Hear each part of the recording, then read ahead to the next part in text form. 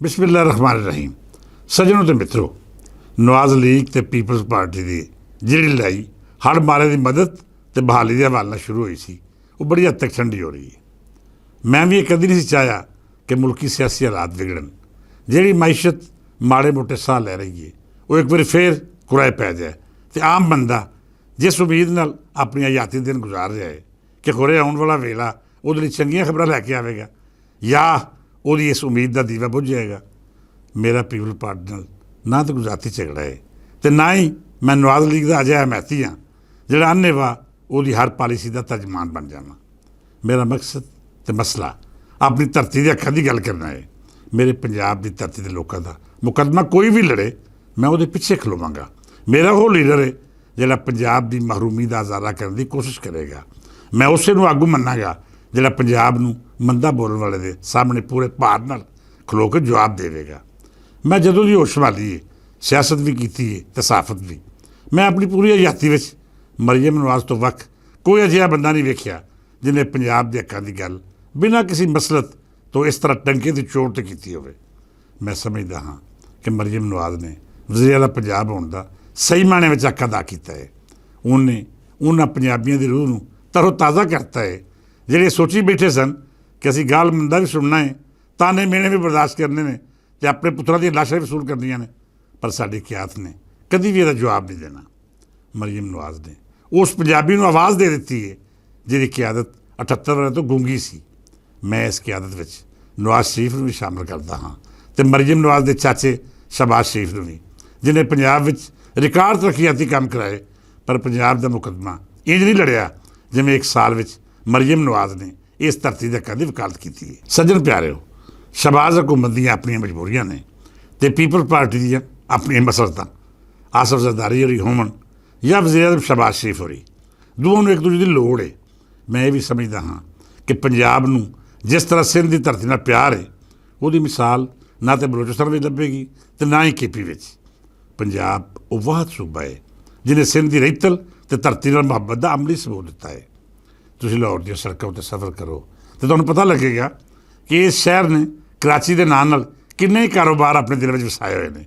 इहो ही नहीं, सिंध दे वसन वाले दे नामां उत्ते किन्नियां ही सड़कां लाहौर विच इस मुहब्बत का अमली सबूत दे रही हैं। इंज ही तुसीं किनार रोड पर सफ़र करो तो तुहानूं सच्चा सरमस्त ते लतीफ भटाई होरां दे नाम नाल मनसूब अंडरपास भी लभणगे ते फिरोजपुर रोड उत्ते बनने वाला सब तो वड्डा अंडरपास अब्दुलस्तार एदी दे नाम नाल तुहानूं दिसेगा कि पंजाब सिंध नाल किन्ना मुहब्बत करता है।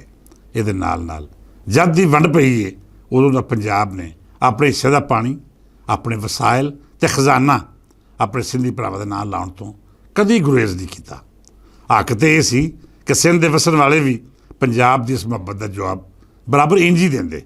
मैं समझदा हाँ कि सिंध की अक्सरीयत पंजाब नाल मुहब्बत करती है, पर जो पंजाब ते पंजाबी दे हवाले नाल कौम प्रसिद्धियां ने जहर घोलिया है वो नाकाबले बयान भी है तो नाकाबले बर्दाश्त भी। भट्टो के दौर मगरों सिंध ते पंजाब विच अजिही खलीज पैदा की गई जिन्हें नफरतां की भट्टी विच इन्ना मच मचाया कि ये सेक नाल तसव्वुफ के रिश्ते विच भिजियां हुई दोवें कौमां एक दूजे तो दूर होंदियां गईयां। इहो ही नहीं, उन्हां सियासतदानां जिन्हें नफरतां की दुकान सजा के पंजाब नूं गाल मंदा करके अपना सियासी चूरन वेचिया, उन्होंने ना सिर्फ हकायक बसर किए बल्कि सिंधी कौम नूं भी बदगुमान किया। पंजाब ने यह सब तमाशा चुप करके वेखिया, हर ताना मीना बर्दाश्त किया तो कदे जवाब नहीं दिता। पर जब पिछले दिनें पंजाब के पानी नाल चोरस्तान के बेआबाद इलाके आबाद करने का फैसला होया तो सिंधी कौम परस्तां ने जो तमाशा पंजाब ते सिंध की सरहद पर लाया, उन्हें पंजाबियों नूं बावर करा दिता कि जिन्ना बर्दाश्त करना सी कर लिया, इन्ना ही बड़ा है, हुण अगां तो साडी बर्दाश्त जवाब दे गई है। वो टर्निंग पॉइंट सी जब पंजाबियों ने रद्देमल देने का फैसला किया। पंजाब के लोगों ने गल करनी शुरू की कि असीं जिहड़े पिछले 60 साल तो पंजाबी के हक्कां की तहरीक चला रहे सां, पंजाब की सरकार नूं झंझोड़ना शुरू करता है। मैं आप जनाबे स्पीकर पंजाब असैंबली अहमद मलिक ते उहदे नाल नाल दूजे पंजाबी MPs नाल मुलाकातां कीतियां। वज़ीर आला पंजाब नूं खत लिखे ते नवाज लीग आगू नूं आखिया कि जेकर तुसीं पंजाब का मुकदमा नहीं लड़ना तो फिर तुहानूं इस धरती उत्ते हुक्मरानी का कोई हक नहीं।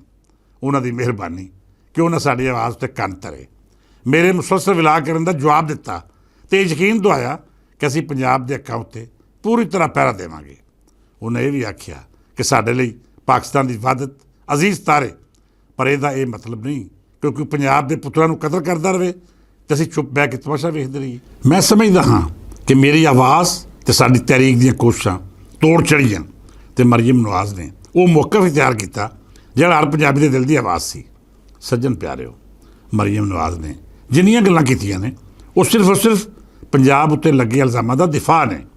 ਉਹਨਾਂ ਨੇ ਕਿਸੇ ਥਾਵੇਂ ਸਿੰਧੀ ਕੌਮ ਜਾਂ ਸੂਬਾ ਸਿੰਧ ਨੂੰ ਮੰਦਾ ਨਹੀਂ ਬੋਲਿਆ। ਉਹਨੇ ਜੋ ਆਖਿਆ ਉਹ ਸਭ ਉਹਨਾਂ ਲਈ ਸੀ ਜਿਹੜੇ ਪੰਜਾਬ ਨੂੰ ਮੁਸਲਸਲ ਮੰਦਾ ਬੋਲ ਰਹੇ ਸਨ, ਜਿਹੜੇ ਸਮਝਦੇ ਸਨ ਕਿ ਕੌਮ ਪਰਸਤ ਸਿਰਫ ਸਿੰਧੀ ਜਾਂ ਬਲੋਚ ਹੋ ਸਕਦੇ ਨੇ, ਜਿਨ੍ਹਾਂ ਦਾ ਇਹ ਖਿਆਲ ਸੀ ਕਿ ਪਠਾਨ ਆਪਣੀ ਧਰਤੀ ਨਾਲ ਬਹੁਤ ਮੁਖਲਸ ਹੈ ਪਰ ਪੰਜਾਬੀ ਉਹਦੀ ਬਦਜ਼ੁਬਾਨੀ ਦਾ ਜਵਾਬ ਨਹੀਂ ਦੇ ਸਕਦਾ। ਮਰੀਮ ਨਵਾਜ਼ ਨੇ ਪੰਜਾਬੀ ਬਣ ਕੇ ਗੱਲ ਕੀਤੀ ਤੇ ਸਾਬਤ ਕੀਤਾ ਕਿ ਉਸ ਧਰਤੀ ਦੀ ਅਜਿਹੀ ਧੀ ਹੈ ਜਿਹਦੇ ਉੱਤੇ ਹਜ਼ਾਰਾਂ ਨਹੀਂ ਲੱਖਾਂ ਜਵਾਨ ਪੁੱਤਰ ਵਾਰੇ ਜਾ ਸਕਦੇ ਨੇ।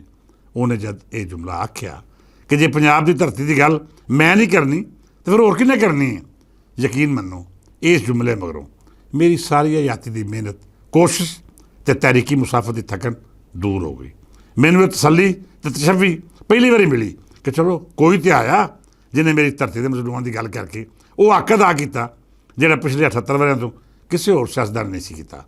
ਸੱਜਣੋ, ਪੀਪਲ ਪਾਰਟੀ ਤੇ ਨਵਾਜ਼ ਲੀਗ ਦੀ ਸੁਲ੍ਹਾ ਹੋ ਜਾਏ, ਸਾਨੂੰ ਹੋਰ ਕੀ ਚਾਹੀਦਾ ਹੈ। ਦੋਵੇਂ ਸੂਬੇ ਇੱਕੋ ਰੈਤਲ ਦੇ ਜੰਮੇ ਜਾਏ ਨੇ, ਦੋਵਾਂ ਦੇ ਰੀਤ ਰਿਵਾਜ ਇੱਕੋ ਜਿਹਾ ਤੇ ਸੂਫੀਆਨਾ ਤਸੱਵਰ ਵੀ ਇੱਕੋ ਸੋਚ ਨਾਲ ਜੁੜੇ ਹੋਏ ਨੇ।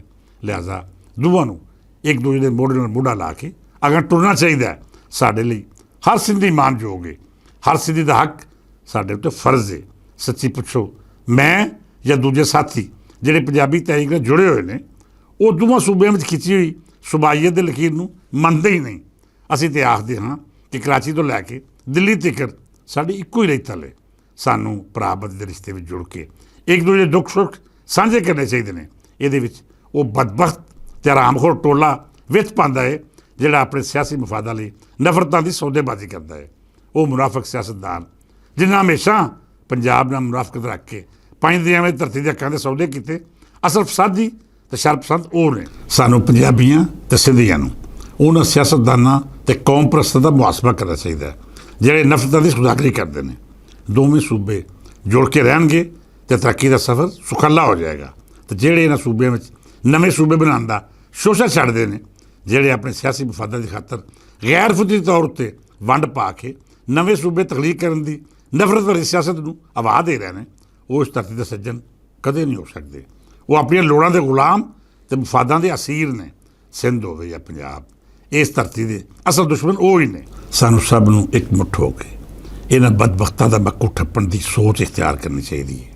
ਇਨਸ਼ਾਅੱਲਾ ਅਸੀਂ ਤਰੱਕੀ ਵੀ ਕਰਾਂਗੇ, ਕਾਮਯਾਬੀ ਸਾਡੇ ਪੈਰ ਚੁੰਮੇਗੀ ਤੇ ਇੰਜ ਦੂਜੇ ਸੂਬਿਆਂ ਨੂੰ ਨਾਲ ਲੈ ਕੇ ਟੁਰਾਂਗੇ ਤੇ ਸਿਆਸੀ ਰਿਆਸਤ ਕਾਮਯਾਬੀ ਦੀ ਉਸ ਮੰਜ਼ਰ ਉੱਤੇ ਆਪਣੇਗੀ ਜਿਹਦਾ ਖਾਬ ਹਜ਼ਰਤ ਇਕਬਾਲ ਤੇ ਹਜ਼ਰਤ ਕਾਇਦ ਅਜ਼ਮ ਵੇਖਿਆ ਸੀ। ਅੱਜ ਲਈ ਇਹ ਨਹੀਂ। ਇਸ ਦੁਆ ਨਾਲ ਇਜਾਜ਼ਤ ਦਿਓ ਕਿ ਰੱਬ ਸੋਹਣਾ ਸਾਡੇ ਦੇਸ਼ ਵਿੱਚ ਵਹਾਦਤ, ਇਤਫਾਕ ਤੇ ਇਤਿਹਾਦ ਦੇ ਰਿਸ਼ਤਿਆਂ ਨੂੰ ਮਜ਼ਬੂਤ ਕਰੇ। ਇਸ ਦੇਸ਼ ਨੂੰ ਤਰੱਕੀ ਤੇ ਖੁਸ਼ਹਾਲੀ ਦੀ ਉਸ ਨਿਮਤ ਨਾਲ ਸਰਫਰਾਜ਼ ਕਰੇ ਜਿਹੜੀ ਸਾਡੇ ਸਭ ਦੇ ਆਉਣ ਵਾਲੀਆਂ ਨਸਲਾਂ ਲਈ ਖੈਰ ਦੀਆਂ ਖਬਰਾਂ ਦਾ ਸਬਬ ਬਣੇ। ਇਜਾਜ਼ਤ ਦਿਓ, ਫਿਰ ਮਿਲਾਂਗੇ। ਰੱਬ ਰੱਖਾ।